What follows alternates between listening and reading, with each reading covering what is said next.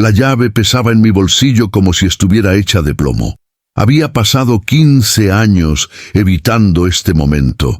15 años construyendo una vida lejos de aquella casa, de aquellos recuerdos, de las advertencias susurradas de mi madre en sus últimos días.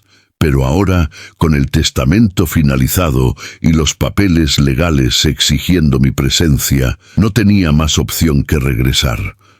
El taxi me dejó frente al número 847 de la calle Belgrano, en el barrio de Flores.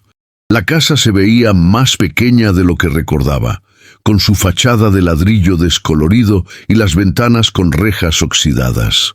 El jardín delantero, que alguna vez mi madre mantuvo impecable, ahora era una maraña de malezas y yuyos secos.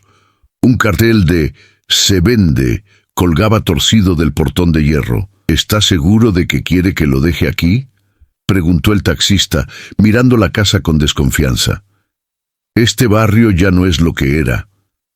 «Estoy seguro», respondí, pagándole y tomando mi pequeña mochila. El portón chirrió al abrirlo, un sonido agudo que me erizó la piel. Caminé por el sendero de baldosas rotas, esquivando los charcos de agua estancada de la última lluvia. La puerta principal era de madera maciza, pintada de un verde oscuro que ahora se descascaraba en grandes placas. Saqué la llave del bolsillo, mi mano temblaba. «No abras esa puerta, Matías», había dicho mi madre en el hospital, con los ojos vidriosos por la morfina, pero con una lucidez aterradora. «Hay cosas en esa casa que es mejor dejar encerradas. Prométeme que venderás la propiedad sin entrar. Por favor». Le había prometido. Por supuesto que se lo había prometido. Uno le promete cualquier cosa a su madre moribunda. Pero las promesas hechas en un hospital tienen una forma de difuminarse con el tiempo, de volverse abstractas frente a la realidad concreta de facturas por pagar, deudas acumuladas y la necesidad de cerrar un capítulo de la vida. Inserté la llave en la cerradura. Giró con facilidad sorprendente, como si la casa hubiera estado esperándome. La puerta se abrió con un suspiro, liberando un olor a encierro, humedad y algo más, algo vagamente dulzón que no pude identificar. El interior estaba oscuro. La luz del atardecer apenas penetraba por las ventanas cubiertas de polvo. Busqué el interruptor a tientas, pero cuando lo accioné, nada sucedió. Por supuesto, la electricidad había sido cortada hacía años. Saqué mi celular y activé la linterna. El haz de luz barrió el recibidor, revelando el mismo empapelado floreado que recordaba de mi infancia, aunque ahora manchado y despegándose en las esquinas. El piso de mosaicos, otrora brillante, estaba cubierto por una capa de polvo tan espesa que mis pisadas dejaban huellas perfectas. «Solo voy a revisar qué hay que tirar y qué se puede vender», me dije en voz alta, necesitando escuchar algo además del silencio opresivo de la casa. 2, 3 días máximo, y me voy. Avancé hacia la sala de estar. Los muebles seguían allí, cubiertos con sábanas blancas que ahora tenían un tono grisáceo. Una mesa de centro, el sofá donde solíamos sentarnos a ver televisión los domingos, el aparador con las copas de cristal que mi madre nunca usaba. Todo estaba exactamente donde lo recordaba, como si el tiempo se hubiera detenido el día que nos fuimos, pero algo estaba diferente. En la pared del fondo, junto a la puerta que daba al comedor, había una fotografía enmarcada que no recordaba haber visto antes. Me acerqué, iluminándola con el celular. Era una foto familiar, mi padre, mi madre y yo, de unos 6 o 7 años. Estábamos en el jardín de esta misma casa, sonriendo a la cámara. Mi padre tenía el brazo alrededor de los hombros de mi madre y yo sostenía un barrilete rojo. La foto en sí no era extraña. Lo extraño era que no recordaba ese día en absoluto. Y había algo más inquietante. Detrás de nosotros, apenas visible en las sombras del porche, parecía haber una cuarta figura. Era difícil distinguirla con claridad, pero había definitivamente alguien más en esa fotografía. Un escalofrío me recorrió la espalda. Arranqué la vista de la imagen y continué explorando. La cocina estaba en peores condiciones que el resto de la casa. Alguien había dejado platos sucios en el fregadero y el contenido se había convertido en una masa negruzca de moho. Las puertas de las alacenas colgaban abiertas, revelando estantes vacíos, excepto por algunas latas oxidadas y paquetes de fideos que probablemente albergaban colonias enteras de insectos. Abrí la heladera sin pensar y de inmediato me arrepentí. El olor que salió de allí me hizo retroceder, tosiendo y tapándome la nariz. Lo que fuera que había quedado adentro hacía 15 años se había transformado en algo que desafiaba la descripción. Mañana llamo a una empresa de limpieza, pensé, cerrando la heladera de un golpe. Subí las escaleras hacia el segundo piso, donde estaban las habitaciones. Cada escalón crujía bajo mi peso, y tuve que aferrarme al pasamanos para mantener el equilibrio cuando una de las tablas cedió ligeramente. La madera estaba podrida en algunos lugares.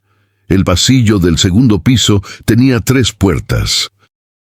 La primera daba a mi antigua habitación, la segunda al cuarto que había sido de mis padres, y la tercera a un pequeño estudio que mi padre usaba como oficina.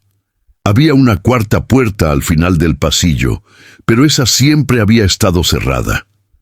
Era el acceso al ático, un lugar al que nunca me habían permitido subir. «Hay cosas viejas ahí arriba que podrían lastimarte», decía mi madre cuando yo preguntaba. «Cajas pesadas, clavos oxidados.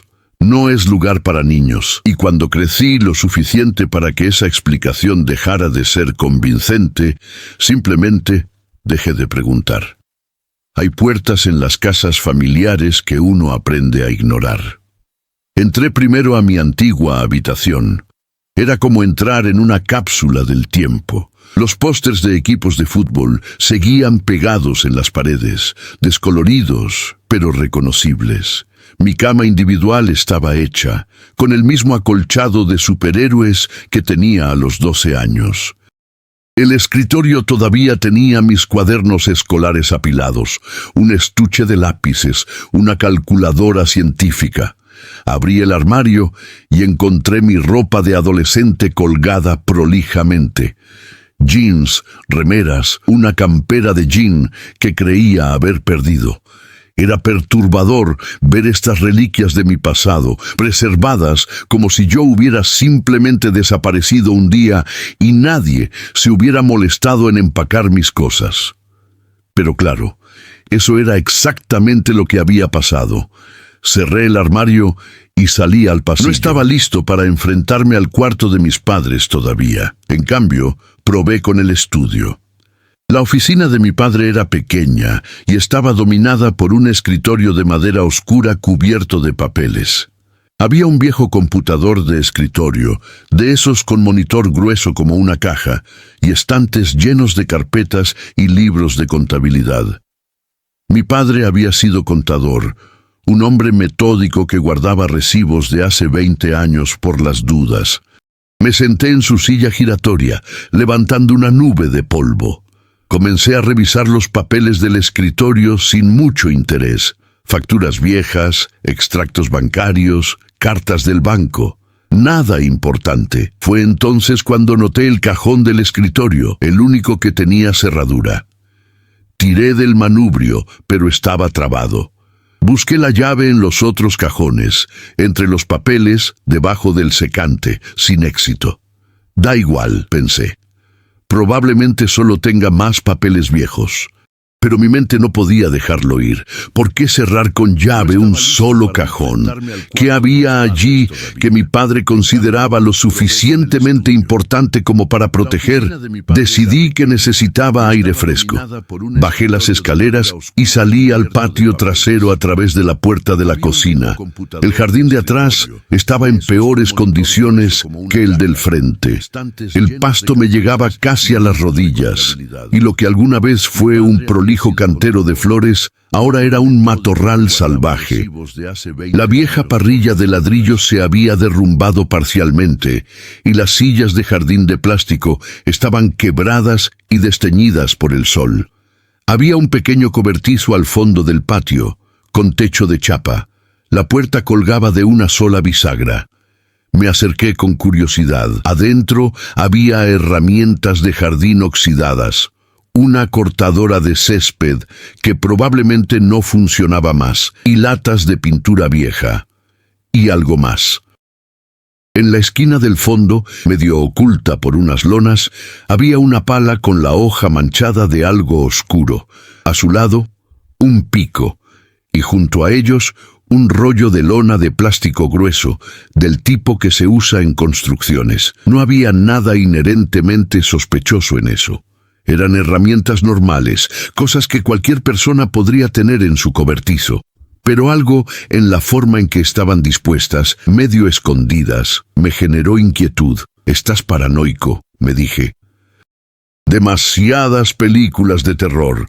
Pero mientras salía del cobertizo, no pude evitar notar que había una sección del jardín cerca de la pared del fondo, donde el pasto crecía de manera diferente. Era más verde, más exuberante que el resto, como si la tierra allí fuera más rica en nutrientes. Sacudí la cabeza, tratando de alejar esos pensamientos perturbadores. Era hora de establecer un campamento base. No podía quedarme en un hotel, el dinero no alcanzaba. Tendría que pasar las noches aquí, en la casa, al menos hasta que pudiera hacer un inventario completo y poner todo en venta. Volví al interior y subí a mi antigua habitación. La cama se veía razonablemente limpia bajo la capa de polvo. Saqué mi bolsa de dormir de la mochila y la extendí sobre el colchón. No pensaba dormir directamente sobre las sábanas que habían estado allí por 15 años. La noche caía rápidamente. Sin electricidad, la casa se sumergió en una oscuridad casi total. Encendí algunas velas que había traído en mi mochila y las coloqué en lugares estratégicos. Las sombras danzantes en las paredes no hacían nada por mejorar la atmósfera inquietante del lugar. Bajé a la cocina con la intención de cenar algo de lo que había traído, pero al pasar por la sala de estar, algo captó mi atención. La fotografía enmarcada que había visto antes, la de mi familia en el jardín, ya no estaba en la pared. Me quedé paralizado, con la luz de mi celular barriendo la pared vacía. Había un rectángulo más claro en el empapelado, la marca exacta donde había estado colgado el marco, pero la foto había desaparecido. La vi hace apenas unas horas. Pensé, sintiendo cómo mi pulso se aceleraba. Estaba justo aquí. Busqué por toda la sala, moviendo las sábanas que cubrían los muebles, mirando detrás del sofá, en el suelo. Nada. La fotografía había desaparecido completamente. Tal vez nunca estuvo aquí, me dije, tratando de calmarme.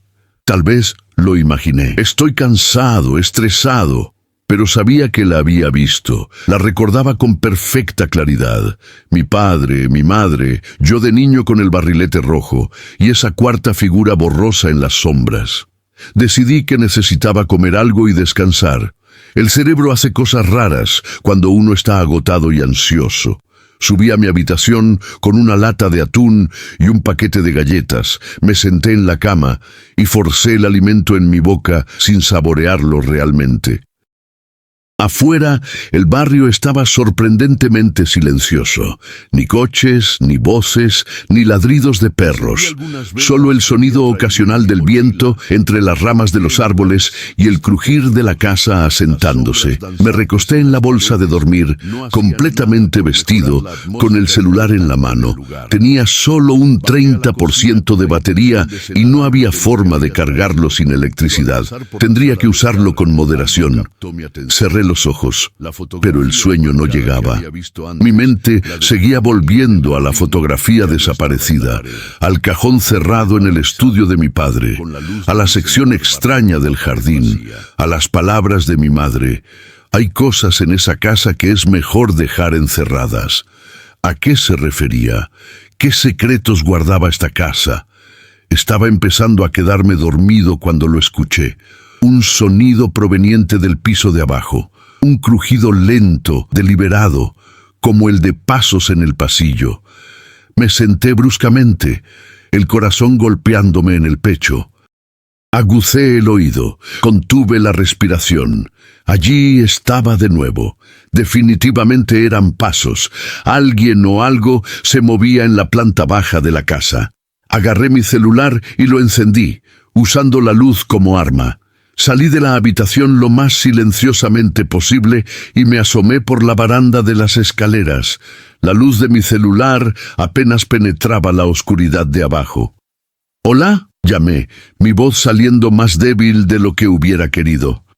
«¿Hay alguien ahí?». Silencio. Luego, tan claro como el cristal, escuché cómo se abría una puerta abajo. El inconfundible chirrido de bisagras que no habían sido aceitadas en años. Bajé las escaleras con las piernas temblorosas, iluminando cada rincón con mi celular. Revisé la sala de estar, el comedor, la cocina. Todas las puertas estaban como las había dejado. Las ventanas seguían cerradas desde afuera. Pero cuando llegué al recibidor, mi sangre se heló. La puerta principal estaba completamente abierta de par en par. La había cerrado al entrar. Estaba seguro de eso. La había cerrado con llave desde adentro. Y ahora estaba abierta, dejando entrar la brisa nocturna que hacía bailar las cortinas raídas. Me acerqué lentamente, mirando hacia la calle oscura. No había nadie afuera, al menos nadie visible. Cerré la puerta de un golpe y giré la llave con dedos temblorosos, verificando 2 veces que estuviera trabada. «Casas viejas», me dije. «Las cerraduras fallan. Las puertas se abren solas. Es normal», pero no me sentía normal. Me sentía observado, como si ojos invisibles me siguieran mientras subía nuevamente las escaleras hacia mi habitación. Me metí en la bolsa de dormir totalmente vestido, incluso con las zapatillas puestas. Si tenía que salir corriendo en medio de la noche, estaría listo.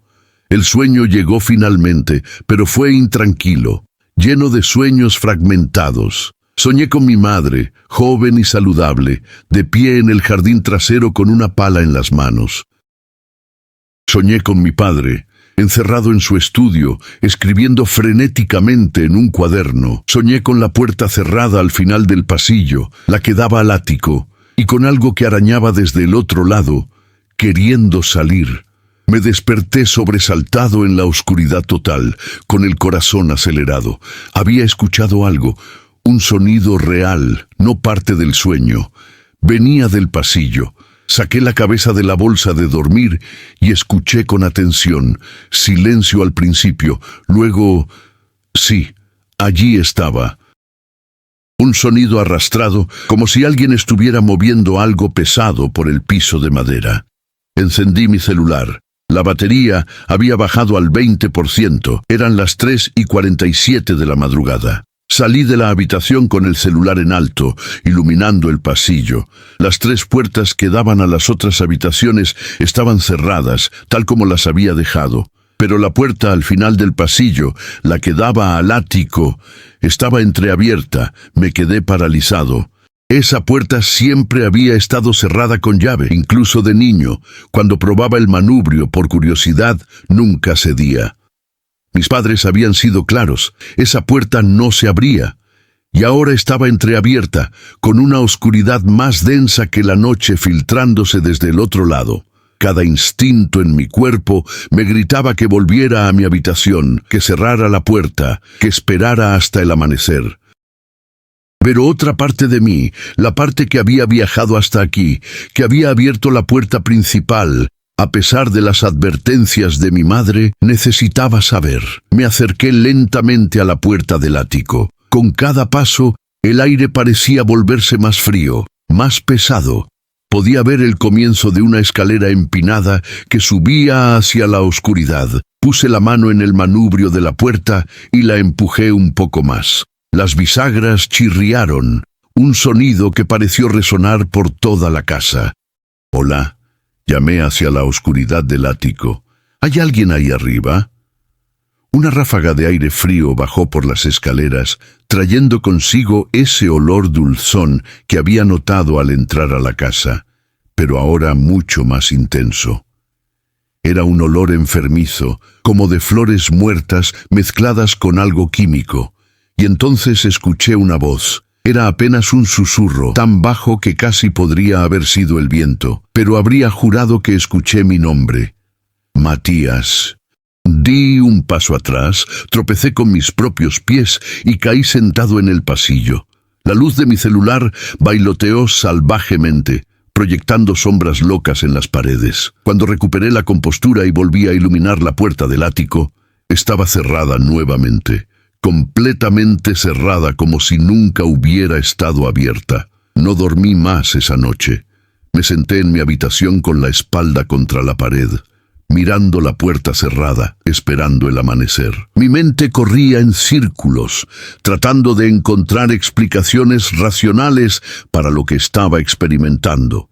Corrientes de aire, casas viejas que se asientan, puertas con cerraduras defectuosas, cansancio extremo que provoca alucinaciones auditivas.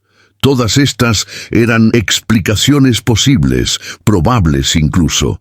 Pero no podía sacudirme la sensación de que había algo fundamentalmente erróneo en esta casa, algo que mi madre había sabido y había tratado de protegerme. Cuando la primera luz gris del amanecer comenzó a filtrarse por la ventana, tomé una decisión. Antes de continuar con el inventario, antes de llamar a agentes inmobiliarios o empresas de limpieza, necesitaba saber qué había en ese ático. Necesitaba entender qué era lo que mi madre temía tanto. Y necesitaba abrir ese cajón cerrado en el estudio de mi padre. Bajé las escaleras con la luz del día incipiente, sintiéndome un poco más valiente ahora que podía ver claramente. La casa se veía diferente de día, menos amenazante, simplemente vieja y descuidada. Fui directo al estudio de mi padre y me senté frente al cajón cerrado. Si no podía encontrar la llave, la forzaría. Necesitaba ver qué había adentro. Busqué algo que me sirviera como palanca y encontré un destornillador plano en una caja de herramientas que había en el armario.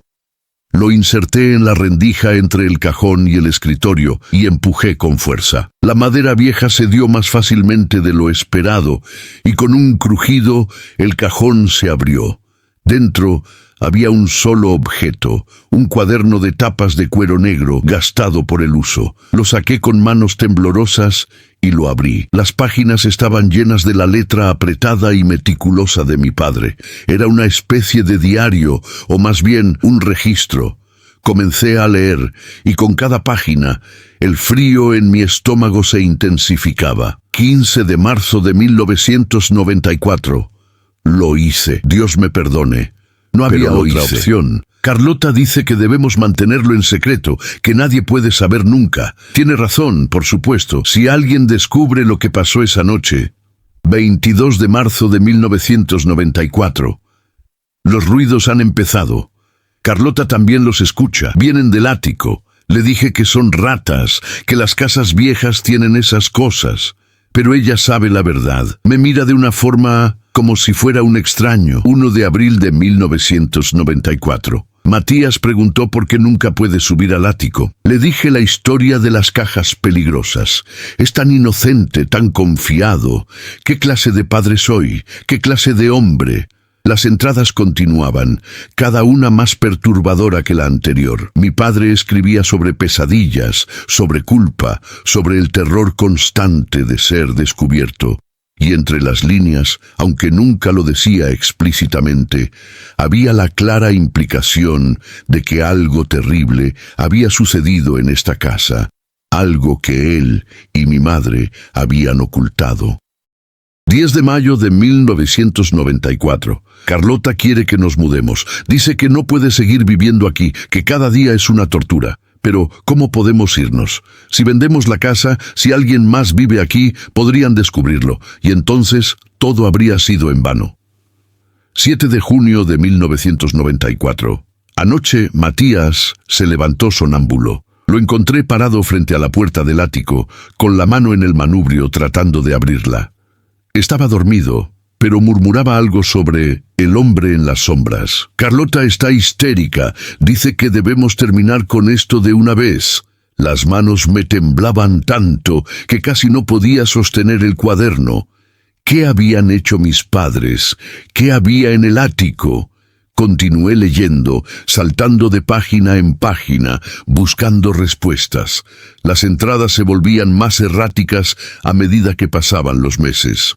Mi padre escribía sobre ver sombras que se movían en la periferia de su visión, sobre escuchar pasos cuando estaba solo en la casa, sobre objetos que aparecían en lugares donde no deberían estar. Y entonces llegué a la última entrada, fechada el 20 de agosto de 1994, solo días antes de que nos mudáramos de esta casa para siempre. Ya no puedo más. El peso de este secreto me está matando. Carlota ha envejecido 10 años en estos meses. Y Matías, mi pobre niño, lo estamos lastimando sin que él siquiera lo sepa. Hemos decidido irnos. Venderemos la casa y nos iremos lejos donde podamos empezar de nuevo. Pero antes de irnos, debo hacer una confesión, aunque sea solo en estas páginas. Necesito que alguien sepa la verdad, aunque ese alguien sea simplemente este cuaderno que planeo quemar antes de partir. Esa noche de marzo, cuando todo cambió, no estaba solo en la casa. Había alguien más, alguien que no debería haber estado aquí. Y lo que pasó después... Dios mío, lo que pasó después no puedo ni escribirlo sin que las manos me tiemblen. Carlota y yo tomamos una decisión terrible, irreversible, y ahora vivimos con las consecuencias, los ruidos, las sombras, la sensación constante de ser observados. Todo es nuestro castigo. Si alguien lee esto algún día, si alguien encuentra este cuaderno después de que nos hayamos ido, por favor, perdónanos. Hicimos lo que creímos necesario para proteger a nuestra familia. Pero algunos secretos son demasiado pesados para cargarlos en vida. Ahí terminaba el diario. Las páginas restantes estaban en blanco. Me quedé sentado en el escritorio, con el cuaderno abierto frente a mí, tratando de procesar lo que acababa de leer. Mi padre había implicado, ¿qué? ¿Un crimen? ¿Un accidente que habían encubierto? Y fuera lo que fuera, estaba relacionado con el ático. Miré hacia el pasillo, hacia las escaleras que subían al segundo piso, hacia la puerta cerrada al final del corredor. Ya no podía ignorarla. Necesitaba saber qué había allá arriba, qué secreto había perseguido a mis padres hasta sus tumbas. Subí las escaleras con el cuaderno de mi padre apretado contra el pecho. Cada escalón parecía protestar bajo mi peso, como si la casa misma tratara de advertirme que retrocediera. Pero ya era demasiado tarde para dar marcha atrás. Necesitaba respuestas. Al llegar al segundo piso, me detuve frente a la puerta del ático. A la luz del día parecía completamente ordinaria. Madera pintada de blanco, un manubrio de bronce opaco, una cerradura antigua, nada amenazante. Nada que justificara el pavor que sentía en el estómago. Giré el manubrio, esperando encontrarlo trabado, pero para mi sorpresa, cedió fácilmente. La puerta se abrió con un largo chirrido, revelando una escalera empinada que subía hacia la oscuridad. Incluso con la luz del día filtrándose por las ventanas de la casa, el ático parecía absorber toda luminosidad. Encendí la linterna de mi celular, aunque la batería ya estaba en 15%. Tendría que buscar una ferretería hoy mismo para comprar linternas a pilas. Subí lentamente, probando cada escalón antes de apoyar mi peso completo. La madera crujía amenazadoramente, y en un momento sentí que uno de los peldaños cedía ligeramente bajo mis pies. Me aferré al pasamano con fuerza hasta recuperar el equilibrio. El olor se intensificaba con cada escalón. Ese aroma dulzón y enfermizo que había notado desde el primer momento en la casa ahora era casi insoportable. Me recordaba a algo, pero no podía identificar qué. Llegué finalmente al ático. Era un espacio amplio que ocupaba toda la superficie de la casa, con el techo inclinado siguiendo la línea del tejado. Vigas de madera atravesaban el espacio a intervalos regulares, y el piso estaba cubierto por tablas irregulares que dejaban ver el aislamiento térmico en algunos lugares. Pero lo que más llamó mi atención fueron las cajas. Había docenas de ellas, apiladas contra las paredes, de diferentes tamaños y en diversos estados de deterioro. Algunas eran cajas de cartón selladas con cinta adhesiva amarillenta, otras eran baúles de madera con cerraduras oxidadas, y había incluso algunas bolsas de lona abultadas. Me acerqué a la pila más cercana y abrí una de las cajas de cartón. Dentro había ropa vieja, vestidos de mujer de un estilo que había estado de moda décadas atrás, blusas con hombreras exageradas, faldas largas. Los revisé superficialmente, sin encontrar nada inusual. Solo ropa vieja que mis padres habían guardado en lugar de donar. La siguiente caja contenía libros, novelas de bolsillo con las páginas amarillentas, algunos textos escolares, enciclopedias desactualizadas. Nada extraordinario. Seguí abriendo cajas metódicamente, encontrando lo que uno esperaría en cualquier ático. Decoraciones navideñas, juguetes viejos de mi infancia, vajilla desportillada, manteles manchados. Cada descubrimiento me tranquilizaba un poco más. Tal vez mi padre había estado exagerando en su diario. Tal vez la culpa y el estrés lo habían hecho ver cosas que no existían. Pero entonces llegué a la sección del fondo del ático, donde la luz de mi celular apenas alcanzaba. Había un baúl grande, de madera oscura con refuerzos de metal. A diferencia de las otras cajas que estaban cubiertas de polvo, este baúl había sido limpiado recientemente, o al menos eso parecía. La superficie brillaba tenuemente a la luz de mi linterna. Me arrodillé frente a él y probé la tapa. Estaba cerrada con un candado que se veía nuevo, moderno, completamente fuera de lugar entre todas estas antigüedades. ¿Quién habría puesto un candado nuevo en un baúl viejo en una casa abandonada?, pensé. Busqué algo con qué forzarlo, pero no había nada útil a la mano. Frustrado, me senté en el suelo y revisé el baúl más de cerca. Había algo grabado en la madera, casi invisible bajo años de suciedad acumulada. Pasé la mano por la superficie, limpiando el polvo, y las letras se hicieron visibles. RM 1982, RM. Esas iniciales no me decían nada, pero el año, 1982, era 12 años antes de las entradas del diario de mi padre, 12 años antes del evento misterioso que había cambiado todo. Me levanté y continué explorando el ático, aunque mi mente seguía volviendo a ese baúl cerrado. ¿Qué podría haber dentro que requería un candado tan robusto? Al otro lado del ático, detrás de una pila de sillas viejas, encontré algo que me hizo detenerme en seco. Una puerta, no una escotilla o un compartimento, sino una puerta completa, de tamaño normal, empotrada en la pared trasera del ático. ¿Cómo puede haber una puerta aquí?, pensé confundido. El ático estaba en el punto más alto de la casa. No había nada detrás de esa pared, excepto el exterior, el aire libre.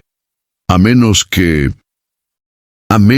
fuera el acceso a un espacio entre paredes o a una sección oculta del techo. Algunas casas antiguas tenían diseños extraños, espacios perdidos por modificaciones arquitectónicas. Me acerqué a la puerta. Era de madera simple, sin barnizar, con un manubrio de metal oxidado. No había cerradura visible. Puse la mano en el manubrio, dudé por un momento y luego empujé. La puerta se abrió con facilidad sorprendente, sin un solo chirrido. Del otro lado había un cuarto pequeño, no más de 3 metros cuadrados. Las paredes estaban pintadas de un blanco sucio y había una sola ventana circular, tan pequeña que apenas dejaba pasar luz. El piso era de madera desnuda, manchada en algunos lugares con algo oscuro que prefería no identificar. Pero lo más perturbador del cuarto era su contenido. Estaba completamente vacío, excepto por una silla de madera en el centro exacto del espacio, y sobre la silla, cuidadosamente doblada, había una manta. No, no era una manta. Al acercarme más, vi que era una frazada de bebé, azul claro con patitos amarillos bordados. El tipo de frazada que se usa para envolver a un recién nacido. Algo en ese cuarto me produjo un malestar físico inmediato. El aire se sentía pesado, cargado de algo que no podía ver, pero que definitivamente podía sentir. Era como estar en el ojo de una tormenta, en ese momento de calma artificial antes de que todo se desate. Retrocedí rápidamente, cerré la puerta y me alejé de allí. Mi respiración se había acelerado y podía sentir el sudor frío bajando por mi espalda, a pesar de la temperatura fresca del ático. «Sal de aquí», me dijo una voz en mi cabeza. «Sal de aquí ahora mismo». Bajé las escaleras del ático casi corriendo, tropezando en el último escalón y cayendo de rodillas en el pasillo del segundo piso. Me quedé allí por un momento, respirando agitadamente, tratando de calmarme. ¿Qué demonios había sido eso? ¿Por qué un cuarto vacío con una frazada de bebé me había aterrorizado tanto? No tenía sentido. No había nada objetivamente amenazante en lo que había visto. Pero la sensación persistía, esa certeza visceral de que algo estaba profundamente mal en ese cuarto, de que había sido testigo de algo que debería permanecer oculto. Me levanté con piernas temblorosas y bajé al primer piso. Necesitaba salir de la casa, respirar aire fresco, recuperar la cordura. Me di cuenta de que llevaba casi 24 horas encerrado en este lugar, respirando aire viciado y dejando que mi imaginación corriera desenfrenada. Salí por la puerta principal hacia la calle. El sol de media mañana me cegó momentáneamente, pero el calor en mi cara fue reconfortante. El barrio estaba más animado ahora. Podía escuchar tráfico en la avenida cercana, niños jugando en algún patio vecino, el rumor normal de la vida cotidiana. «Todo está bien», me dije. «Es solo una casa vieja con cosas viejas. Tu padre estaba bajo estrés cuando escribió ese diario. No significa nada». Pero incluso mientras trataba de convencerme, sabía que no era cierto. Algo había pasado en esta casa, algo que había marcado a mis padres lo suficiente como para huir y no volver jamás. Decidí que necesitaba más información. Si no podía encontrar respuestas en la casa, las buscaría afuera. Alguien en el vecindario debía recordar a mi familia, recordar si había pasado algo inusual en 1994. Caminé hasta la casa de al lado, un edificio de 2 plantas con la fachada recientemente pintada. Toqué el timbre y esperé. Una mujer de unos 60 años abrió la puerta, mirándome con una mezcla de curiosidad y cautela. «Buenos días», saludé. «Disculpe la molestia. Soy Matías Ríos de la casa de al lado. Vivía aquí cuando era chico, hace como 15 años». La expresión de la mujer cambió inmediatamente, pasando de la cautela a algo que parecía reconocimiento, mezclado con incomodidad. «Ah, sí, los Ríos», dijo lentamente. «Me acuerdo de ustedes. Yo soy Marta Suárez. Mi marido y yo nos mudamos aquí en el 92. Por casualidad, ¿recuerda algo extraño que haya pasado en nuestra casa?». Pregunté directamente sin saber muy bien cómo abordar el tema. Mi padre dejó algunas notas confusas y estoy tratando de entender qué pasaba en esa época. Marta me miró con una expresión incómoda, como si estuviera debatiendo internamente si hablar o no. «Mira, pibe», dijo finalmente. «No sé si debería estar contándote esto, pero hubo rumores. En el barrio se hablaba mucho en esa época». «¿Qué tipo de rumores?», pregunté, sintiendo cómo mi corazón se aceleraba. «Tu familia era reservada. No se mezclaban mucho con los vecinos. Pero en marzo del 94 hubo mucho movimiento en tu casa una noche. Policía, ambulancia. Nosotros vimos las luces desde nuestra ventana, pero cuando preguntamos al día siguiente, tu papá dijo que había sido un malentendido, una falsa alarma. ¿Una falsa alarma?, repetí. ¿De qué tipo? No sé. No quisieron decir unos más. meses más tarde, ustedes se fueron de la noche a la mañana. Dejaron la casa así nomás, con todo adentro. Fue muy raro. La gente habló mucho. Especularon sobre deudas, problemas familiares. ¿Alguien más recuerda algo?, pregunté. Marta dudó nuevamente. Deberías hablar con don Raúl, el kiosquero de la esquina. Él está aquí desde siempre, conoce todos los chismes del barrio. Si hay algo que saber, él lo va a recordar. Le agradecí y caminé hacia la esquina. El kiosco era un local pequeño, atestado de mercadería hasta el techo. Detrás del mostrador había un hombre anciano, de pelo completamente blanco y ojos agudos, detrás de gruesos anteojos. «Buenos días», saludé. «¿Usted es don Raúl?» «El mismo», respondió con una voz sorprendentemente fuerte para su edad. «¿Qué se te ofrece?» «Información, en realidad», dije. «Soy Matías Ríos, de la casa del 847 de Belgrano. Mi familia vivía allí hasta el 94. Los ojos de don Raúl se agrandaron detrás de sus anteojos. «Claro, me acuerdo. Tu viejo compraba el diario aquí todos los días, y vos eras el nene que venía por golosinas después de la escuela». «Exacto», confirmé. «Don Raúl, necesito preguntarle algo. ¿Recuerda qué pasó en mi casa en marzo del 94? Algo con policía y ambulancia». El anciano se puso serio. Miró a su alrededor, como asegurándose de que no hubiera otros clientes, y luego se inclinó sobre el mostrador.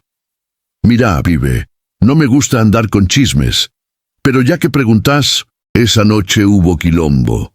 Yo estaba cerrando el kiosco, serían como las 10 de la noche, cuando escuché gritos. Venían de tu casa, gritos fuertes como de pelea. Después, silencio, y como a los 20 minutos llegó la policía y una ambulancia». «¿Y qué pasó?» Nunca se supo bien. Los canas entraron, estuvieron como una hora adentro y después se fueron, sin llevarse a nadie, sin nada. Al día siguiente le pregunté a tu papá cuando vino por el diario, y me dijo que había habido un malentendido con un vecino que había llamado sin necesidad, que todo estaba bien. ¿Pero usted no le creyó?, don Raúl negó con la cabeza. Tu viejo era buen tipo, pero ese día se lo veía destruido. Tenía ojeras hasta el piso, las manos le temblaban, y tu mamá no salió de la casa por semanas. Cuando la vi de nuevo, parecía otra persona, como si hubiera envejecido años en días. ¿Nadie más supo nada?, insistí. Los policías no dijeron nada. Hubo un rumor, dijo don Raúl en voz baja. Solo un rumor, ojo, pero se decía que había desaparecido alguien. Un tipo que había estado rondando el barrio, un hombre extraño, no era de acá.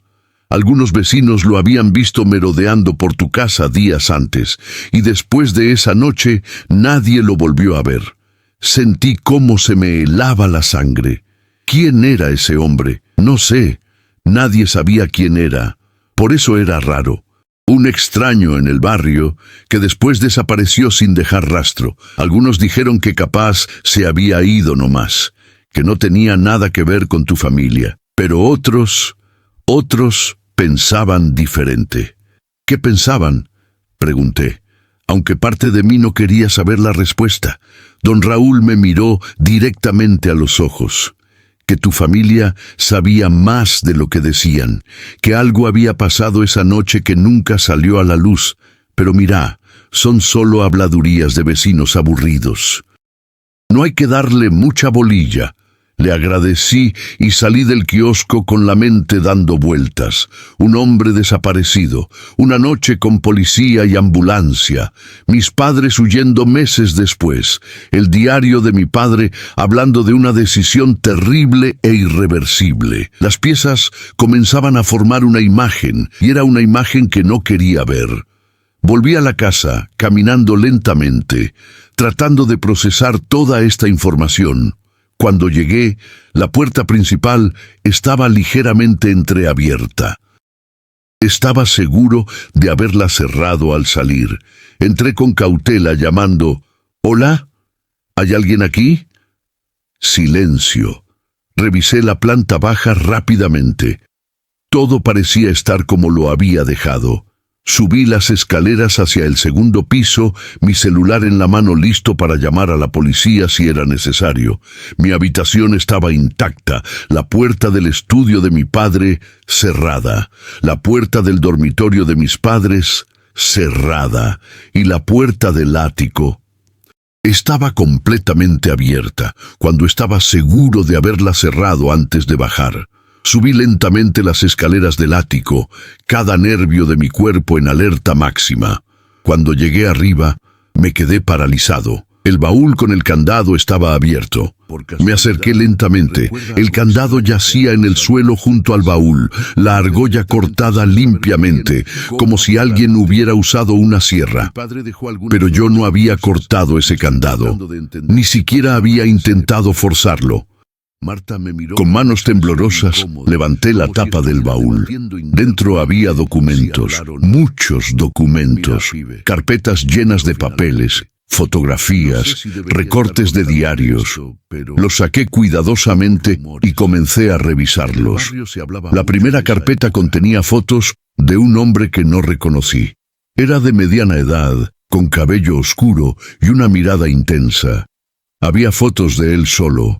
Fotos de él en diferentes lugares de la ciudad, fotos que parecían haber sido tomadas sin que él se diera cuenta. Como si alguien lo hubiera estado siguiendo, como si alguien lo hubiera estado vigilando. La segunda carpeta contenía recortes de periódicos. Los titulares me hicieron temblar. Hombre desaparecido en Flores. Familia pide información. Continúa la búsqueda de Ricardo Márquez, desaparecido desde marzo. Caso Márquez. Policía no descarta ninguna hipótesis. Ricardo Márquez. RM. Las mismas iniciales grabadas en el baúl. Seguí leyendo los artículos con manos temblorosas. Ricardo Márquez, de 38 años, había desaparecido el 15 de marzo de 1994. La misma fecha de la primera entrada en el diario de mi padre. Según los artículos, Márquez había salido de su departamento esa noche y nunca regresó. Su coche fue encontrado días después a varias cuadras de mi casa, sin señales de violencia. La investigación nunca llegó a nada concreto. El caso quedó abierto, pero sin pistas. Ricardo Márquez se había desvanecido en el aire, pero yo sabía la verdad. O al menos comenzaba a comprenderla. En el fondo del baúl había una última cosa, un sobre amarillento. Lo abrí con dedos temblorosos y saqué una carta. Estaba escrita con la letra de mi madre. A quien encuentre esto, si estás leyendo esta carta, significa que la verdad finalmente ha salido a la luz. Significa que el peso de nuestro secreto finalmente se ha vuelto demasiado pesado para seguir cargándolo en silencio. Mi nombre es Carlota Ríos y junto con mi esposo Roberto cometimos un terrible error hace años. Un error que nos ha perseguido cada día desde entonces.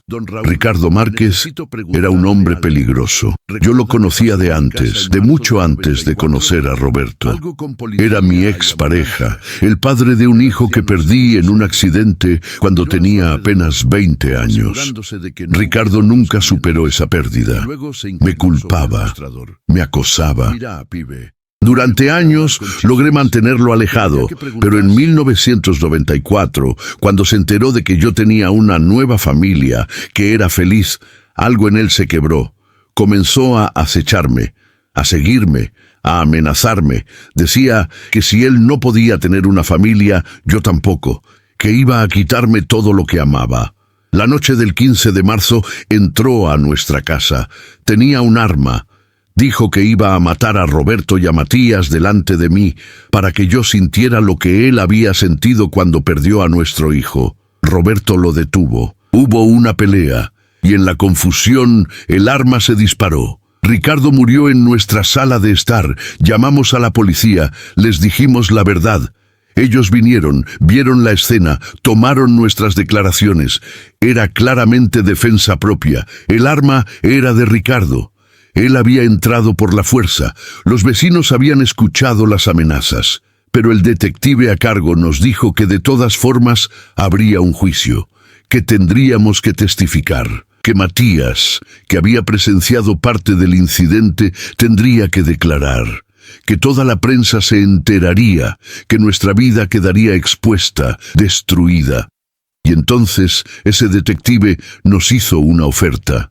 Por una cantidad de dinero, él podía hacer que el cuerpo desapareciera, que Ricardo Márquez quedara como una persona desaparecida más, sin conexión con nosotros, que pudiéramos seguir con nuestras vidas sin el trauma de un juicio público. Aceptamos.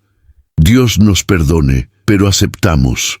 Esa misma noche, mientras Matías dormía sedado por el trauma, Roberto y el detective enterraron el cuerpo en nuestro jardín, y todos acordamos no hablar nunca más del tema. Pero los secretos así no se pueden enterrar tan fácilmente. Comenzamos a escuchar cosas, a ver cosas. La casa se sentía diferente, manchada, y Matías, aunque no recordaba lo que había visto esa noche, comenzó a tener pesadillas terribles. No podíamos seguir viviendo así, así que nos fuimos. Dejamos todo atrás y juramos no volver jamás. Si mi hijo está leyendo esto, Matías, perdóname. Hicimos lo que creímos mejor para protegerte, pero ahora sé que estaba equivocada. Los secretos son veneno. La verdad, por dolorosa que sea, es siempre mejor que la mentira. El cuerpo de Ricardo Márquez está enterrado en el jardín trasero, cerca de la pared del fondo, bajo lo que alguna vez fue mi cantero de rosales. Haz con esta información lo que creas correcto. Llama a la policía. Dale a su familia el cierre que merecen y por favor, perdónanos, con amor y remordimiento eterno, tu madre Carlota. La carta se cayó de mis manos. Me quedé sentado en el piso del ático, temblando incontrolablemente mientras las lágrimas corrían por mis mejillas. Mis padres habían matado a un hombre. Bueno, no exactamente matado, sino que había muerto en defensa propia, pero después habían ocultado el cuerpo. Habían pagado a un policía corrupto para cubrir un crimen. Habían vivido con ese secreto durante años, hasta que el peso los había destruido desde adentro. Y yo había estado ahí esa noche. Había sido testigo.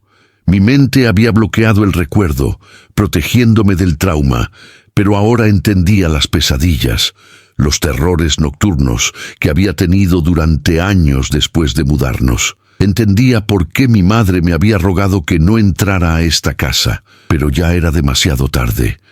Ya había abierto la puerta, ya sabía la verdad, y ahora tenía que decidir qué hacer con ella. Bajé del ático en un estado de shock.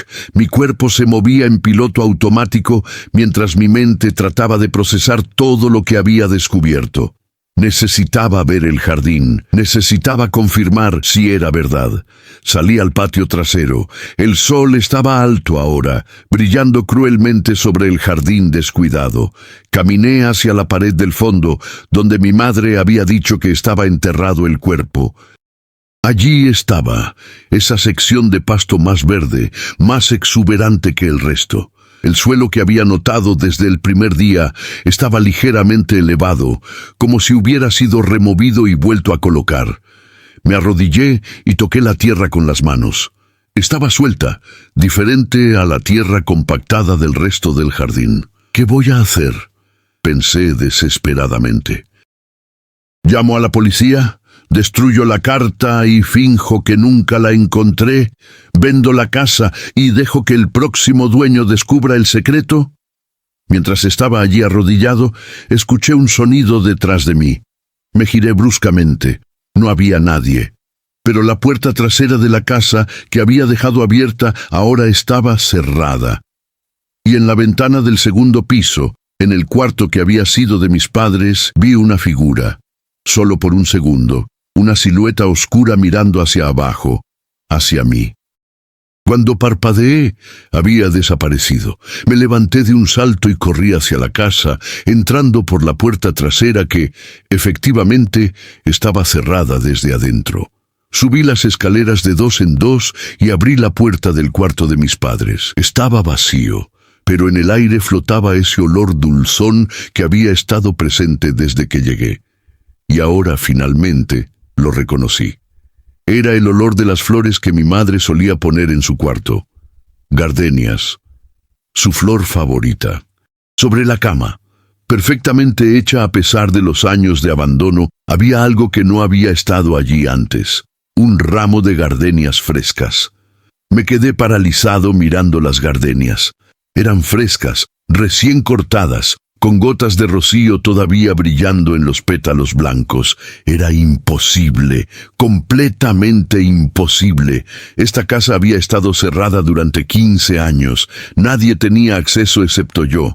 Y sin embargo, allí estaban las flores. Retrocedí lentamente del cuarto y cerré la puerta con cuidado, como si temiera despertar algo.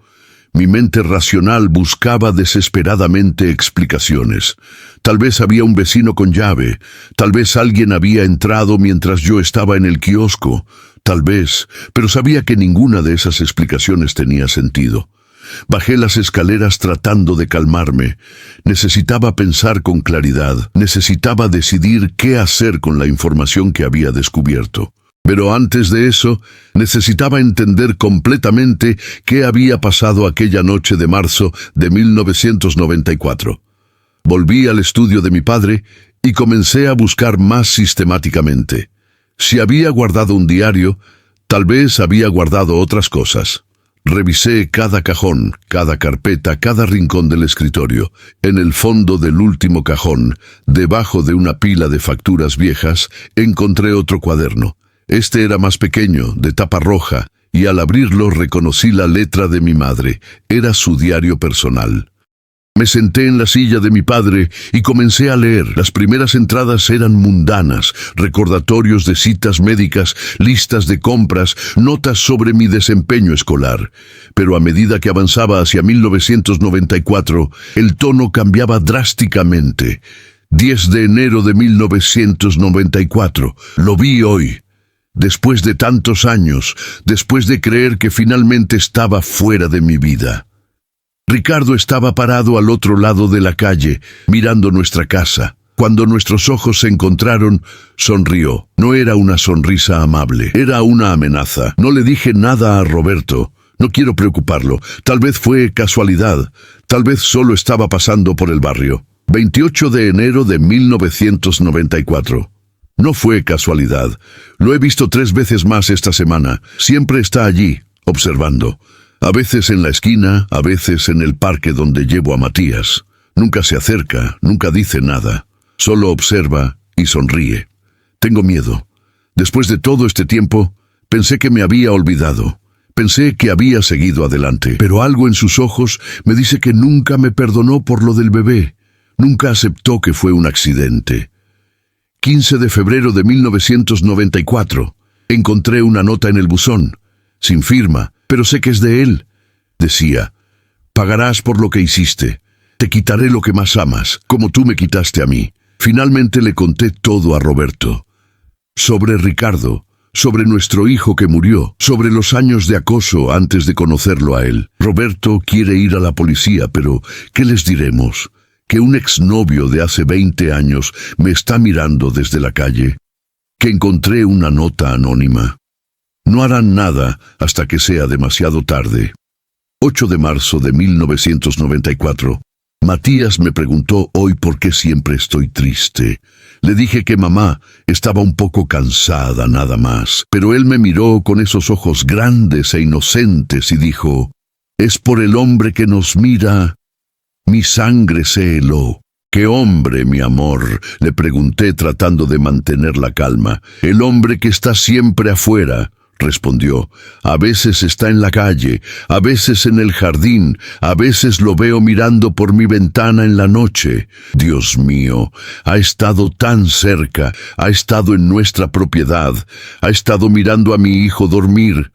Roberto instaló cerraduras nuevas en todas las puertas y ventanas, pero no nos sentimos seguros. Nunca nos sentiremos seguros mientras Ricardo esté ahí afuera. Las manos me temblaban mientras pasaba las páginas.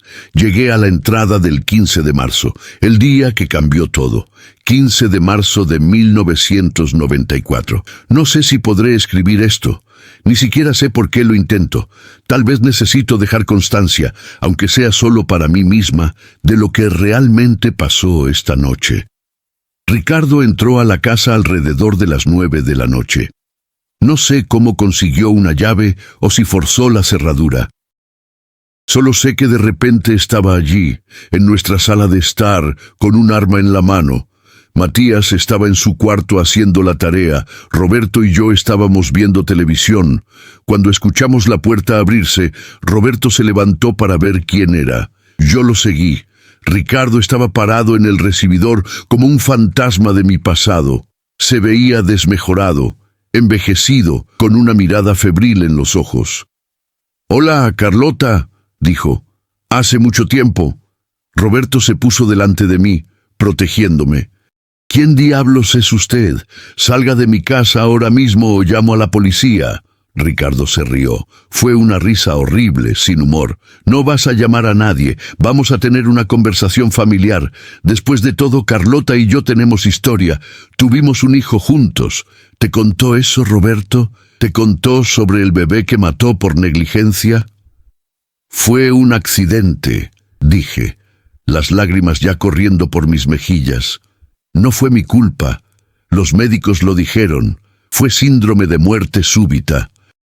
No hay nada que hubiera podido hacer». «¡Mentira!», gritó Ricardo, y el arma tembló en su mano. «Tú lo mataste. Eras una madre terrible entonces, y probablemente eres una madre terrible ahora. ¿Dónde está el niño?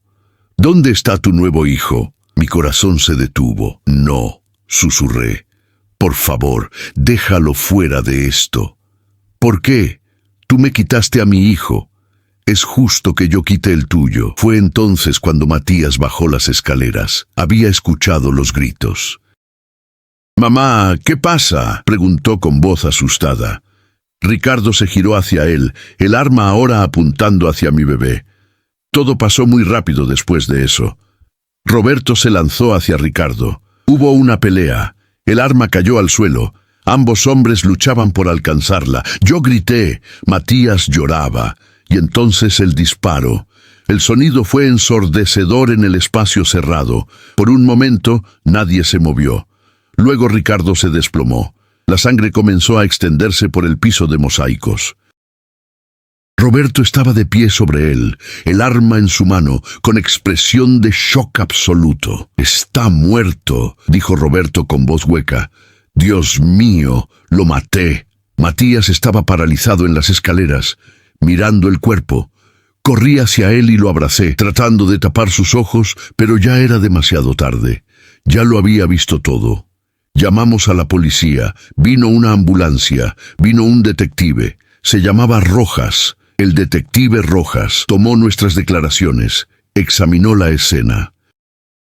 Revisó el arma que efectivamente estaba registrada a nombre de Ricardo Márquez. Habló con Matías, que no podía dejar de temblar. Después de 2 horas, el detective Rojas nos llevó a Roberto y a mí aparte. «Miren», dijo, «esto es claramente defensa propia. Tienen un caso sólido, pero el proceso legal va a ser largo y difícil. Habrá juicio. La prensa se va a enterar. Van a publicar su dirección, sus nombres, todo. Van a escarbar en el pasado de la señora con el fallecido.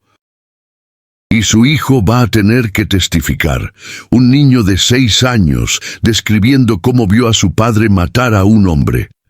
Nos quedamos en silencio, el peso de sus palabras hundiéndonos. «Oh», continuó el detective, «podemos manejar esto de otra manera. Ricardo Márquez no tiene familia cercana que vaya a preguntar demasiado.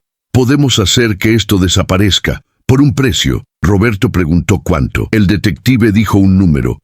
Era mucho dinero, casi todos nuestros ahorros. Pero era posible. «Tengo que pensarlo», dijo Roberto. «Tienen 1 hora», respondió el detective. Después de eso, sigo el protocolo normal. Roberto y yo discutimos. Él quería seguir el proceso legal, afrontar las consecuencias, pero yo pensaba en Matías, en cómo esto lo marcaría para siempre, en cómo tendría que revivir esta noche una y otra vez en interrogatorios, en juicios, en la mirada de curiosidad morbosa de sus compañeros de escuela. Finalmente, decidimos aceptar la oferta del detective. Esa misma noche, mientras Matías dormía sedado con algo que el detective nos dio, Roberto y el detective Rojas sacaron el cuerpo envuelto en lonas. Cavaron un agujero profundo en el jardín trasero donde yo cultivaba rosas. Enterraron a Ricardo Márquez. El detective limpió toda evidencia de la escena. No quedó ni una gota de sangre ni una señal de que algo hubiera pasado. Nunca pasó, dijo el detective antes de irse. Ricardo Márquez desapareció. Punto. No hablen de esto con nadie, ni siquiera entre ustedes. Lo que pasó esta noche muere aquí. Y así fue. O al menos, así intentó ser. Dejé de leer por un momento, abrumado. Mi madre había escrito esto la misma noche del incidente, probablemente incapaz de dormir, necesitando vaciar su conciencia en papel. Continué leyendo. Las entradas siguientes documentaban el deterioro mental de mis padres. Las pesadillas constantes, la paranoia, la certeza de que estaban siendo observados. Los ruidos inexplicables en la casa, las sombras que se movían en la periferia de su visión. 5 de abril de 1994. Matías no recuerda nada de aquella noche. El doctor dice que es una respuesta de trauma normal en niños. Su mente ha bloqueado los recuerdos para protegerlo. Debería sentirme aliviada, pero en cambio me siento culpable. Le robamos incluso sus propios recuerdos. Y la casa, algo está mal con la casa. Roberto dice que son mis nervios, pero yo sé lo que escucho por las noches. Pasos en el ático, puertas que se abren solas, y anoche juro que vi a alguien parado al pie de nuestra cama, una figura oscura, apenas visible en la penumbra. Cuando encendí la luz, no había nadie. 20 de mayo de 1994. Ya no puedo más.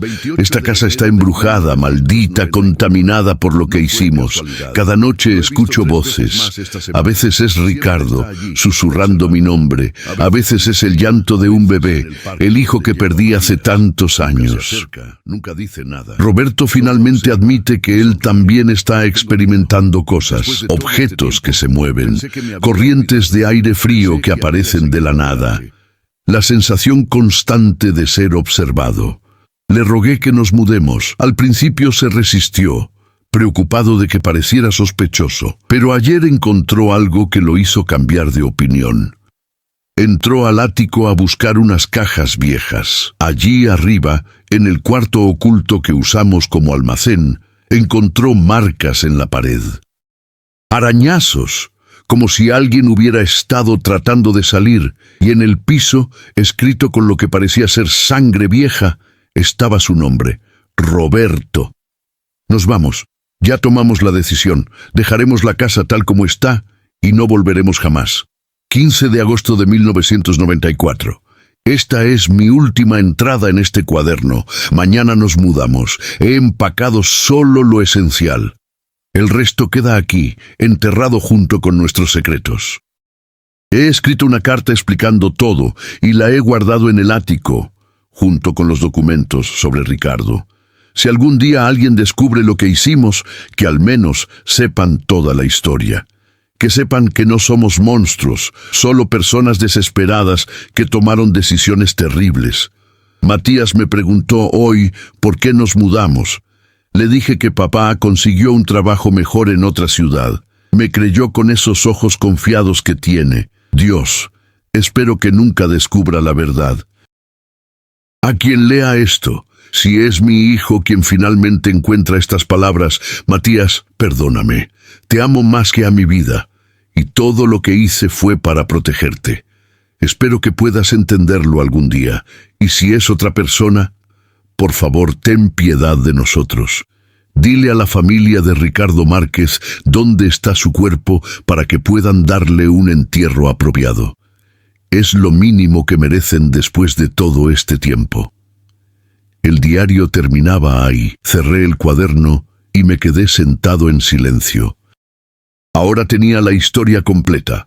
Sabía exactamente qué había pasado y por qué, pero seguía sin saber qué hacer con esta información. Miré mi celular. La batería estaba en 5%. Tenía que tomar una decisión pronto. Podía llamar a la policía ahora mismo, contarles todo, mostrarles los diarios y la carta. Ricardo Márquez finalmente podría tener un entierro apropiado. Su historia podría tener cierre, pero mis padres ya estaban muertos. No podían ser juzgados, no podían defender sus acciones. El detective Rojas probablemente también estaba muerto o retirado. ¿A quién castigaría esto excepto a la memoria de mi familia? Y yo sería conocido para siempre como el hijo de asesinos. Bueno, técnicamente no asesinos, pero encubridores. La prensa lo tendría un día de campo con la historia. Familia oculta cuerpo durante décadas. Descubren esqueleto en jardín de casa suburbana. Hijo descubre terrible secreto familiar. Mi vida, que ya era suficientemente complicada, se volvería un infierno. Pero podía vivir con este secreto. Podía vender la casa, dejar que otra familia se mudara aquí sin decirles que hay un cuerpo enterrado en el jardín. Podía negarle a la familia de Ricardo Márquez el cierre que habían estado buscando durante más de 2 décadas. Me levanté del escritorio y caminé hacia la ventana. Afuera, el día comenzaba a declinar hacia la tarde. Necesitaba tomar una decisión. Fue entonces cuando lo vi. En el jardín trasero, parado junto al lugar donde estaba enterrado el cuerpo, había un hombre. Era de mediana edad, con cabello oscuro. Llevaba la misma ropa que en las fotografías que había encontrado en el ático. Ricardo Márquez. Estaba mirando directamente hacia la ventana, directamente hacia mí, y sonreía. Parpadeé, seguro de que estaba alucinando por la falta de sueño y el estrés. Pero cuando abrí los ojos, seguía allí. De hecho, levantó una mano y me hizo una seña, invitándome a bajar. No es real, me dije. Los fantasmas no existen. Esto es solo mi mente jugándome una mala pasada. Pero incluso mientras me lo decía, sabía que era mentira. Había experimentado demasiadas cosas inexplicables en esta casa. Las puertas que se abrían solas, las flores frescas, los sonidos en el ático, la figura en la ventana. Algo estaba en esta casa, algo que quería que supiera la verdad. Bajé las escaleras como en trance. Mi cuerpo se movía sin que yo realmente decidiera hacerlo. Salí por la puerta trasera hacia el jardín. Ricardo ya no estaba junto a la tumba. En cambio, estaba parado cerca de la puerta del cobertizo, todavía sonriendo. «No eres real», dije en voz alta, tratando de convencerme a mí mismo. La figura no respondió. Simplemente señaló hacia el cobertizo y luego desapareció. Me acerqué lentamente. El cobertizo estaba exactamente como lo había dejado. Herramientas oxidadas, la cortadora de césped rota, latas de pintura vieja. Pero ahora noté algo que no había visto antes. En la esquina del fondo, medio oculto detrás de unas tablas viejas, había algo que brillaba débilmente.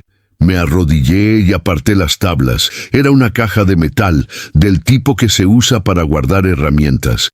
La saqué y la abrí. Dentro había más documentos. Pero estos no eran diarios o cartas. Eran fotografías. Docenas de fotografías. Fotografías de mi madre, de mi padre, de mí.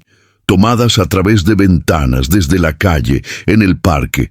Algunas eran de años antes del incidente de 1994.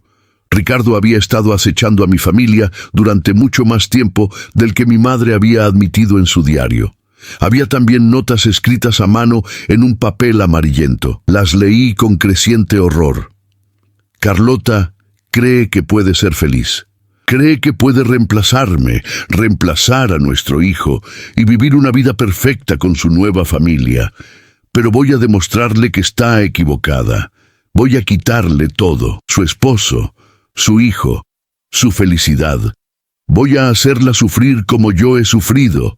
Y después, cuando no le quede nada, vendré por ella. Sé dónde viven.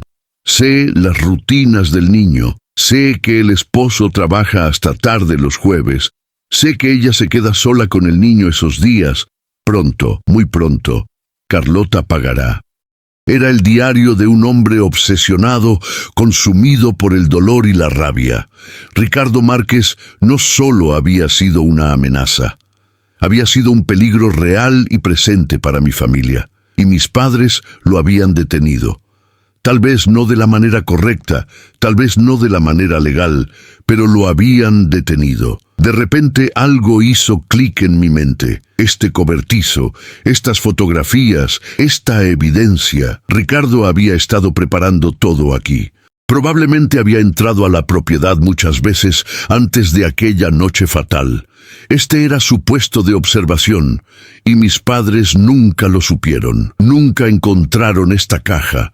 Si la hubieran encontrado, si la hubieran mostrado a la policía aquella noche, todo habría sido diferente. Habrían tenido prueba clara de acoso, de amenazas, de intención criminal. El caso de defensa propia habría sido indiscutible, pero no la encontraron. Y Ricardo se llevó ese secreto a la tumba, hasta ahora. Tomé la caja y volví a la casa. La coloqué sobre la mesa de la cocina junto con los diarios de mis padres. Ahora tenía toda la historia. Tenía evidencia que probaba que Ricardo Márquez era un acosador peligroso. Tenía los diarios que documentaban el miedo constante de mis padres. Tenía la carta de mi madre explicando todo, y tenía que decidir qué hacer con todo esto. Mi celular sonó, sacándome de mis pensamientos. Era un número desconocido. Dudé, pero finalmente contesté. «¿Hola? ¿Señor Ríos?» Era una voz de mujer profesional. «Soy la agente inmobiliaria Gabriela Suárez. Usted dejó un mensaje hace unos días preguntando sobre la tasación de la propiedad en calle Belgrano 847. «Ah, sí», respondí, recordando vagamente haber hecho esa llamada antes de venir a la casa. «¿Todavía está interesado en vender? Tengo un cliente que está buscando propiedades en esa zona. Podría hacer una oferta rápida si la casa está en condiciones razonables». Miré alrededor de la cocina destartalada. Pensé en el ático lleno de secretos, en el jardín con su carga oculta. «Necesito pensarlo», dije. «Le devuelvo la llamada en unos días, por supuesto, pero no se demore mucho. El mercado está caliente ahora mismo». Colgó. Me quedé mirando el teléfono que ahora mostraba un 3% de batería. Una familia nueva. Personas inocentes que comprarían esta casa sin saber lo que había debajo de su jardín. Niños que jugarían sobre la tumba de Ricardo Márquez. Una pareja que dormiría en el cuarto donde mis padres habían pasado noches en vela, atormentados por la culpa. No podía hacerles eso, pero tampoco podía llamar a la policía, no solo porque protegería la memoria de mis padres, sino porque ahora, después de leer todo, después de ver la evidencia del acoso sistemático de Ricardo, entendía sus acciones. No las justificaba, pero las entendía. Había una tercera opción. Una que ni siquiera me había permitido considerar hasta ahora. Podía quedarme en esta casa, lidiar con sus fantasmas tanto literales como figurativos y asegurarme de que el secreto permaneciera enterrado, no para protegerme, sino para proteger a mis padres, para honrar la elección terrible que habían hecho para mantener a nuestra familia segura. La idea me aterrorizaba, pero también, de una manera extraña, tenía sentido. Esa noche, mientras las sombras se alargaban por la casa, tomé mi decisión. No vendería, no llamaría a la policía, me quedaría, limpiaría la casa, la repararía, la convertiría nuevamente en un hogar y me aseguraría de que Ricardo Márquez descansara en paz, no en un cementerio con lápida y flores, sino aquí, en el lugar donde había conocido su fin. Subí al ático una última vez. La puerta del cuarto oculto estaba abierta. Entré y recogí la frazada de bebé azul con los patitos amarillos. Era del hijo que mi madre y Ricardo habían perdido hace tantos años, el bebé cuya muerte había desencadenado esta tragedia. Bajé al jardín cuando la última luz del día se desvanecía. Cavé un pequeño agujero cerca de donde estaba enterrado Ricardo y enterré la frazada. «Descansa en paz», susurré. «Todos ustedes, mi madre, mi padre, Ricardo, el bebé que nunca conocí, que encuentren la paz que no pudieron encontrar en vida». El viento sopló suavemente, meciendo las hojas de los árboles. Y por primera vez desde que había llegado a esta casa, me sentí tranquilo. Esa noche dormí en mi antigua habitación sin miedo. No hubo ruidos inexplicables, no hubo puertas que se abrieran solas, no hubo figuras en las sombras. La casa había estado esperando que alguien conociera toda la verdad, esperando que alguien entendiera y perdonara. Y ahora que yo lo hacía, podía descansar. 3 meses después, la casa del 847 de calle Belgrano se veía diferente. Las paredes habían sido pintadas de fresco, las ventanas reparadas, el jardín podado y cuidado. Incluso había plantado nuevos rosales donde mi madre solía cultivarlos, justo sobre el lugar donde descansaba Ricardo Márquez. Me había tomado tiempo, esfuerzo y casi todo mi dinero, pero había valido la pena. La casa finalmente se sentía como un hogar nuevamente, no como un mausoleo de secretos. Había conseguido trabajo en una empresa de contabilidad cercana. Irónico, supongo, seguir los pasos profesionales de mi padre, pero era bueno en números, siempre lo había sido, y la rutina me ayudaba a mantenerme centrado. Los vecinos habían sido sorprendentemente acogedores. Doña Marta de al lado me traía comida ocasionalmente, preocupada de que no comiera bien al vivir solo. Don Raúl del kiosco me había puesto al día con todos los chismes del barrio, aunque cuidadosamente evitaba mencionar a mi familia o el pasado. Una tarde, mientras trabajaba en el jardín, una mujer mayor se detuvo frente a la casa. Tenía el cabello gris recogido en un moño y llevaba flores en las manos. «Disculpe», dijo con voz temblorosa. «¿Es usted el nuevo dueño?» «Soy el dueño, sí», respondí, quitándome los guantes de jardinería. «Pero no soy nuevo. Esta era la casa de mi familia». La mujer me miró más de cerca. «¿Ríos? ¿Usted es uno de los Ríos?» Asentí. Ella se quedó en silencio por un momento, sus ojos llenándose de lágrimas. «Mi nombre es Teresa Márquez», dijo finalmente. «Mi hermano desapareció hace muchos años, cerca de este barrio, Ricardo Márquez. No sé por qué, pero siempre tuve la sensación de que esta casa, que aquí había respuestas». Mi corazón latía con fuerza. Esta era la hermana de Ricardo, la familia que mi madre había mencionado en su carta. «¿Por qué piensa eso?», pregunté, tratando de mantener la voz firme. «No lo sé», admitió. «Solo un presentimiento». Ricardo había estado obsesionado con una mujer que vivía en esta calle, una vieja novia, Carlota, creo que se llamaba. Cuando desapareció, la policía la interrogó brevemente, pero ella tenía una coartada sólida. Estaba en casa con su familia toda esa noche. Por supuesto que tenía coartada, pensé amargamente.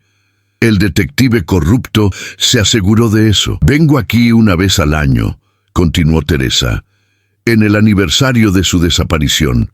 Traigo flores y me paro aquí, esperando, no sé qué, una señal, un cierre». Miré las flores en sus manos. Eran gardenias. En ese momento supe que no podía quedarme callado completamente. Esta mujer merecía algo, aunque no pudiera ser la verdad completa. Señora Márquez, dije suavemente, no sé qué le pasó a su hermano, pero si quiere, puede dejar esas flores en mi jardín. Hay un hermoso rosal al fondo. Sería un buen lugar para honrar su memoria. Teresa me miró con sorpresa. Luego, con gratitud. ¿De verdad? Por supuesto. La guié hasta el rosal que crecía sobre la tumba de Ricardo. Ella colocó las gardenias suavemente junto a las rosas y cerró los ojos, murmurando una oración. Cuando terminó, tenía las mejillas húmedas. Gracias, dijo. No sé por qué, pero siento que finalmente puedo dejarlo ir, como si él estuviera en paz. Creo que lo está. Respondí sinceramente. Teresa se fue poco después, pero siguió viniendo una vez al mes para dejar flores. Nunca hablamos de nuevo sobre Ricardo, pero había un entendimiento tácito entre nosotros. Ella sentía que de alguna manera su hermano estaba conectado a este lugar, y yo me aseguraba de que el lugar estuviera bien cuidado. Era lo menos que podía hacer. Una noche, varios meses después de mudarme, estaba sentado en la sala de estar leyendo cuando escuché pasos en las escaleras. Me tensé inmediatamente, pero luego me relajé. Había aprendido a distinguir entre los sonidos normales de una casa vieja asentándose y otra cosa. Subí las escaleras y me encontré frente a la puerta del ático, que estaba ligeramente entreabierta. No con miedo, sino con curiosidad, la empujé completamente y subí. El ático estaba casi vacío ahora. Había donado o tirado la mayoría de las cosas, conservando solo algunos objetos sentimentales de mi familia. Pero en el cuarto oculto del fondo, la puerta estaba abierta. Entré. La silla seguía allí, pero ahora sobre ella había una fotografía que no había visto antes. Era la misma fotografía familiar que había visto mi primera noche aquí. Mi padre, mi madre, yo con el barrilete rojo. Pero ahora, la cuarta figura en las sombras era clara.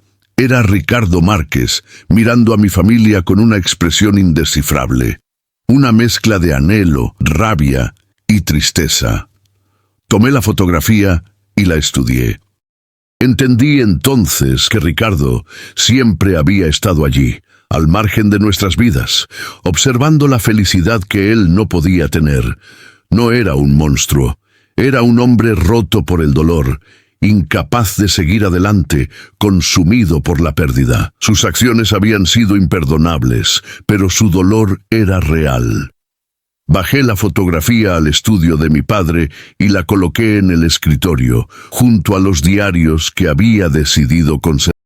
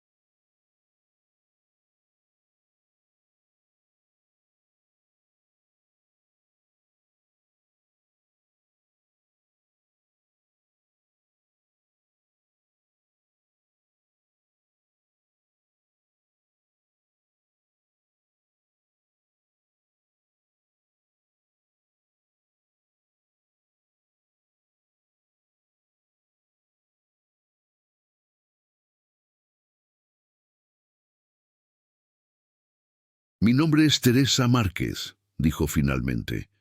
Mi hermano desapareció hace muchos años, cerca de este barrio. Ricardo Márquez.